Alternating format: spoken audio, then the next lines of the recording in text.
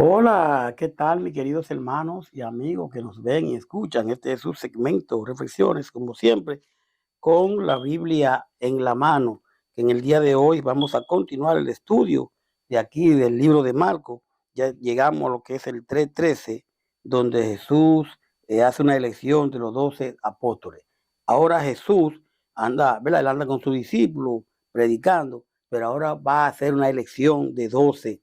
Vamos a verlos aquí. Dice el 3:13, dice, después subió al monte y llamó así a lo que él quiso, y vinieron a él, y estableció a 12 para que estuviesen con él y para enviarlo a predicar, y que tuviesen autoridad para sanar enfermedades y para echar fuera demonios.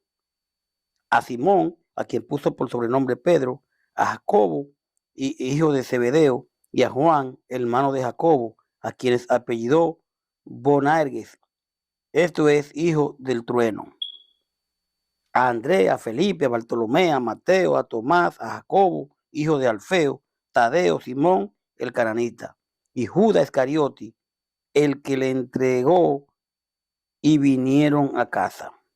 Mis queridos, mi querida, ahora Jesús hace una escogencia de 12 personas para mandarlo a predicar, mandarlo a predicar eh, y a sanar personas. Y de esto queremos hablar un poco. Vamos a ver. Dice el 13. Después Jesús invitó a algunos de sus seguidores para que subieran con él a un cerro cuando ya todos estaban juntos. Mateo 5:1, Lucas 9:1. El llamado es soberano. Jesús no elige por currículum. ¿Te oye? Hoy en día hay personas que dicen que son apóstoles, pero para ser apóstol había que ser realmente, haber visto al Señor. Es lo primero, haber estado con Él. Y Jesús llamó a esta persona para enviarlo. Entonces, ¿qué apóstol no es más que un enviado? Pero tenía su requisito, y yo quiero que usted y yo pues veamos, ¿verdad? Entonces el llamado es soberano, o sea, Jesús no elige por currículum, sino por propósito. Lo que él quiso sugiere que el discipulado nace del deseo divino, no del mérito humano. Hoy en día hay quienes se autollaman apóstol, pero ¿quién lo nombró? Aquí Cristo llamó a sus 12 apóstoles. Entonces, también implica intimidad. Llamó así, no es solo para tarea, sino para estar con Él. Y vinieron a Él. La respuesta es clave. El llamado no se impone, se invita. Los discípulos responden con disponibilidad, dejando atrás sus redes, su rutina, sus seguidores. Yo quiero que usted me acompañe a la lectura en Hechos 1, por favor. Acompáñeme a Hechos 1 para que veamos algo en cuanto a esto de los apóstoles. Porque hoy en día hay muchos que se hacen llamar apóstoles. Mire, dice aquí en Hechos, mire cómo dice aquí.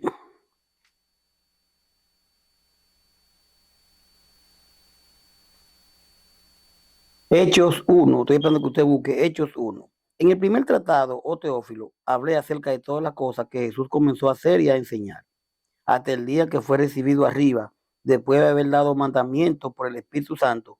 ¿A quienes? A los apóstoles que habían escogido. Antes de irse, Jesús le dejó mandamiento por el Espíritu Santo a los apóstoles que había escogido, a quienes también después de haber padecido se presentó vivo con mucha prueba indiscutible, apareciéndose durante 40 días y hablándose acerca del reino de Dios. Y estando juntos le mandó a que no se fueran de Jerusalén, sino que esperasen la promesa del Padre, la cual le dijo: oíste de mí. Entonces, aquí vemos primeramente que realmente el Señor dejó mandamiento a los apóstoles. Pero vamos a ver el verso 12, 1:12. Entonces volvieron a Jerusalén desde el monte que se llamaba del Olival, el cual estaba cerca de Jerusalén, camino de un día de reposo. Y entrando subieron al aposento alto, donde moraban Pedro y Jacobo, Juan, Andrés, Felipe, Tomás, Bartolomé, Mateo, Jacobo, hijo de Alfeo, Simón el celote y Judas, el hermano de Jacobo. Todo esto perseveraban unánime en oración y ruego con la mujer y con María, la madre de Jesús, y con sus hermanos. En aquellos días Pedro se levantó en medio de los hermanos, y los reunidos eran como 120 varones hermanos. Dice Pedro, era necesario que se cumpliese la escritura que el Espíritu Santo habló antes por boca de David acerca de Judas, y que fue guía de los que prendieron a Jesús. Y era contado con nosotros y tenía parte en este ministerio. Este fue, con el salario de su iniquidad, adquirió un campo, y cayendo de cabeza se levantó por la mitad, y todas sus extrañas se derramaron. Y fue notorio a todos los habitantes de Jerusalén, de tal manera que aquel campo se llama en su propia lengua Alceldama, que quiere decir campo de sangre, porque está escrito en el libro de los Salmos: sea hecha desierta su habitación, y no haya quien more en ella, y tome otros oficios. Mire, es muy importante ver aquí que ya Judas se había quitado la vida. Entonces ahora ellos van a buscar un sucesor. ¿De quién? De Judas, de los apóstoles. Pero ¿quiénes están reunidos aquí? 120 personas hay. Entre ellos, los 11 apóstoles. Entonces dice el verso 16, es para que usted vea de que los apóstoles, quien lo nombra es el Señor, no lo nombra otro hombre. No, hoy en día que dicen que son apóstoles, ¿quién lo nombró? Pero vamos a ver aquí, el 21, dice Pedro, es necesario, pues, perdón, es necesario,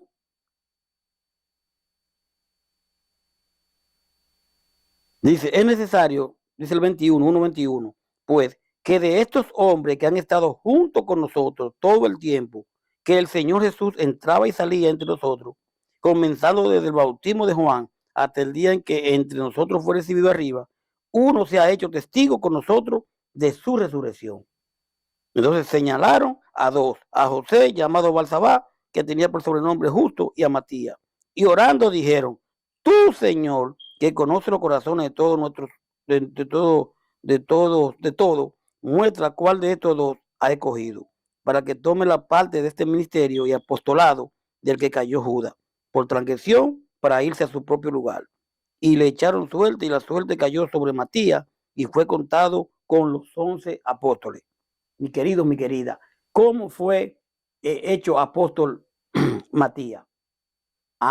Matías fue hecho en esta reunión donde ellos le oraron al Señor, pero dice Pedro en el verso 21, que es el punto, es necesario pues que de estos hombres que han estado junto con nosotros todo el tiempo que el Señor Jesús entraba y salía entre nosotros, comenzando desde el bautismo de Juan hasta el día en que entre nosotros fue recibido arriba, uno se ha hecho testigo con nosotros de su resurrección.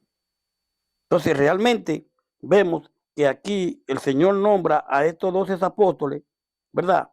En Marcos, pero como allá en Hechos falta uno, vemos cómo fue hecho otra vez el 12. ¿Cómo? Que hubiese sido testigo de todo lo que el Señor hizo, que entraba y salía con el Señor. Entonces, hoy en día, hoy muchos se hacen llamar apóstol, pero realmente no lo son, porque esto del apostolado tiene su requisito. Mirando esto, aquí, volviendo al verso que nos corresponde, el verso dice que 14, que estableció a 12 para que estuviesen con él, para enviarlo a predicar. Entonces, el Señor escoge a 12 personas y es a quienes él autoriza para que vayan a predicar. Vamos a seguir aquí. Estoy buscando, dice el verso 15, y que tuviesen autoridad para sanar enfermedades y para echar fuera demonios. Ahora, vemos, mi querido, mi querida, ¿quiénes tenían entonces autoridad? Los apóstoles. Es muy importante entender esto. Para sanar. Hoy en día hay quienes dicen que tienen autoridad para sanar, pero realmente no lo vemos así. Realmente, como decíamos, el llamado es soberano. Jesús no elige por currículum, sino por propósito. Y él eligió a estos 12. ¿Mm? Dice que de entre un grupo de mucho mayor que había acompañado al Señor hasta el monte, Jesús selecciona a los 12 para formar el núcleo de sus más íntimos seguidores. El propósito del nombramiento es para que estuviesen con él a fin de aprender y, y entonces salir en el poder divino a extender su obra. Lucas 6:40.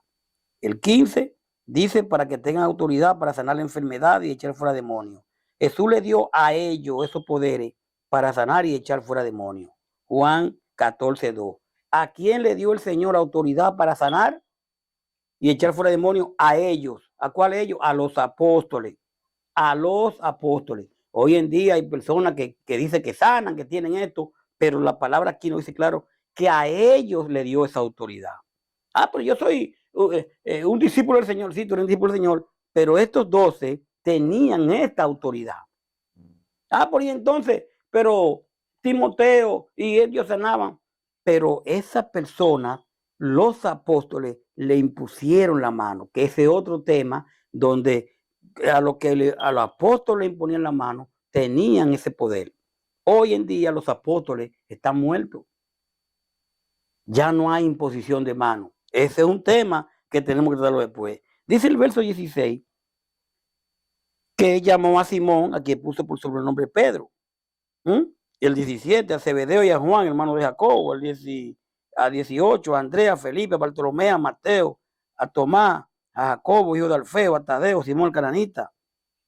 Dice el 19 y a Judas, el que le entregó. Realmente, cuando vemos todo esto, la iglesia del Señor tiene 12 apóstoles. 12, no tiene más, tiene 12. Y recordemos que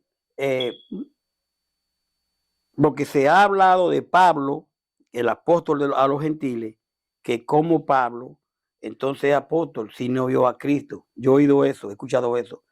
Que Pablo no vio a Cristo. Ese es los requisitos, haber visto al Señor, estado con el Señor, decía en Hechos 1. Hoy cuando el Señor tuvo el encuentro, o Pablo tuvo el encuentro con el Señor. Pablo, Saulo, ¿por qué me persigue? No vio, no habló con el Señor, no estuvo con el Señor. Entonces, realmente, Simón Pedro, si vemos como los apóstoles, siempre aparece primero en la lista de los apóstoles, pero el orden de los demás varía en las diferentes narraciones. Podemos ver a Mateo 10, 2 al 4, a Lucas 6, 14 y 16 y a Hechos 1, 13. Boanerges, que significa hijo del trueno, nombre muy apropiado para los hermanos Jacobo y Juan, que ocasionalmente expresaban actitudes ambiciosas y violentas que el Señor corrigió con sus enseñanzas. Eran hombres común y corriente, pero que el Señor lo llamó a ellos para el apostolado. Marcos 9:38, Marcos 10:35 al 41, Lucas 9:54 al 56. El cananista o el celote. Los celotes creían que solo Dios podía ser el rey legítimo de Israel. Y mientras el judaísmo aceptara el control romano de la nación, la era mesiánica no se iniciaría. Los celotes eran revolucionarios que usaron la violencia en su oposición al dominio de Roma sobre Israel y fueron los responsables de la rebelión del 66 al 70 después de Cristo, que resultó ser la destrucción de Jerusalén. Aquí el término cananista sirve para distinguir a Simón Pedro, verso 2. Realmente. Entonces, dice el verso 19, y Judas Iscariote, que al que le entregó y vinieron a casa. Estas fueron las personas que el Señor realmente llamó para lo que sus 12 apóstoles eran ellos, y ya conocemos lo que pasó con Judas. Mire, lo vamos a dejar ahí para entonces venir con el verso 20, donde habla de la blasfemia contra el Espíritu Santo. Vamos a dejarlo ahí por el día de hoy. Espero que usted haya oído, escuchado los versos, capítulos y versículos, y cualquier cosa, pues usted ahí lo vea y se dé cuenta de que hoy la iglesia del Señor tiene apóstoles. Sí, 12 apóstoles. Ellos murieron, Carlos, sí, pero cuando leemos a Corintios, estamos leyendo un apóstol, a Pablo. Cuando leemos a el libro de Primera de Juan, a Juan, estamos leyendo un apóstol. Cuando leemos Primera de Pedro, a Segunda de Pedro, estamos leyendo un apóstol. ¿No entendemos? La iglesia tiene 12 apóstoles, 12 columnas. Esas son. Vamos a dejarlo ahí. Gracias por la sintonía. Paz de Dios. Hasta la próxima.